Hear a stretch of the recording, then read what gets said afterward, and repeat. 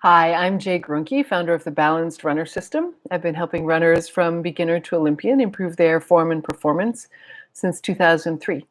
And I'm here today with another stuck-at-home running form tip for you from my living room to yours, helping you use this time as an opportunity to become a better runner. We've been talking about downhill running the last 2 days, and so today I'd like to look at the 3 different ways there are to go downhill. Because there's always more than one way to do anything, and technical mastery lets you always choose the best and gives you options. And if you do any hill running, if you run trail races, adventure races, you're going to need more than one way of getting this done. So let me show you. Leroy is here. We're going to try not to disturb her, and I think I'm going to have to pull my desk forward again. All right. So the last couple of days we've been looking at, here's my hill, how to take a skier's attitude towards the hill, how to aim yourself down instead of up and then down, thus dramatically reducing your impact and your impulse to create a braking force. And we've been looking at how you create that braking force so that you can avoid doing it.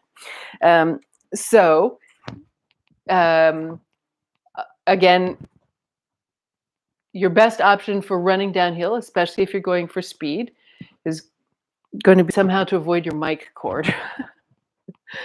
Is going to be, you're in mid stance, you're going to take off in a downward direction rather than going up and down, right?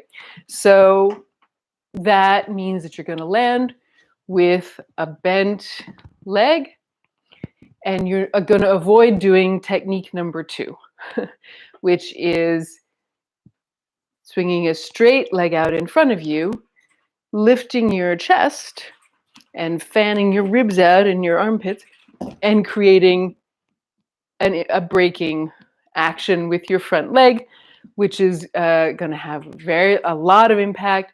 It's going to stress your knee, it's going to stress your lower back, and then it's going to make you want to brake even more. So technique number 1,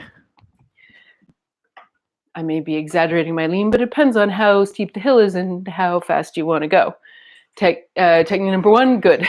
Technique number 2, not good, but very common. But there's a technique number 3. And this is the technique that you also use to go downstairs.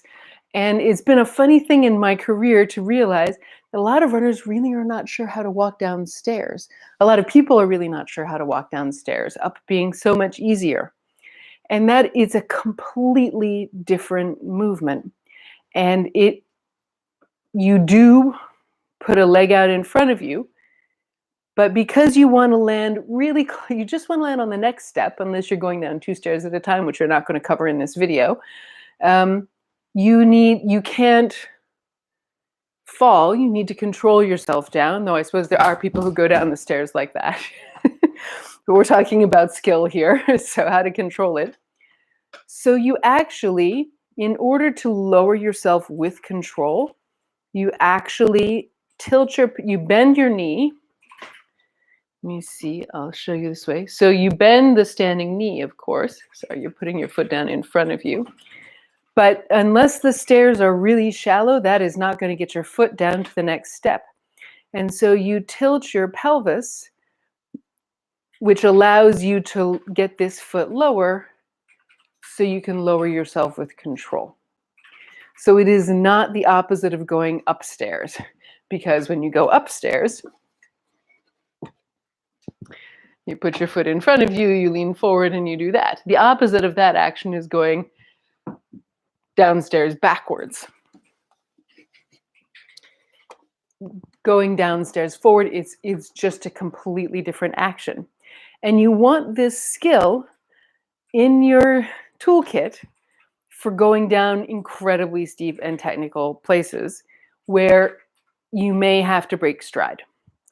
Because this And you want to know what this technique is so that you can make sure that you're not doing it when you mean to be running. So if you can switch gears between this and technique number 1, it will help you stay out of that middle zone of technique number 2, where you're swinging your leg in front of you and making a big braking force. So again, I'm going to show it on the other leg because my body would just like to switch. So your foot is over where you plan to land. You bend your knee to lower it, but your pelvis also tilts. And maybe your foot extends a little. This is quite a high stool. So that you can get smoothly down. So it requires movement in this plane of motion. So the lateral plane of motion, like that. And it's nice and strength building for the quads to go find a set of stairs and do this slowly. And even though you're tilting your pelvis, but your standing knee is going forward and not inward. And in fact, if your standing knee goes inward, you're going to have a really hard time tilting your pelvis. If your standing knee goes forward, you can tilt your pelvis a lot more. So you can also use that if strengthening your hips is something that you've been working on, to try to get your knee to track straight. Now, the bad braking way, looking from the front, again, this is the way you, oh, sorry, I went up. But this is the way you want to run downhill, right? This is the way you want to step downhill. And this is in between. You see, it's half of one and half of the other. So make your decision. Are you running or are you stepping? And avoid this middle zone where you lift your chest and put your foot down. That's short and sweet and what I've got for you for today. So thank you very much for watching. We're going to look at the fine details about arm technique in tomorrow's video, and then we'll be done with downhill running. Hi, Sam. Good to see you there.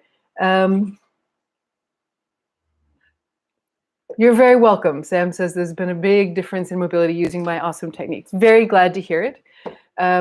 Super. You've made my day. So great. Talk about hip tilt.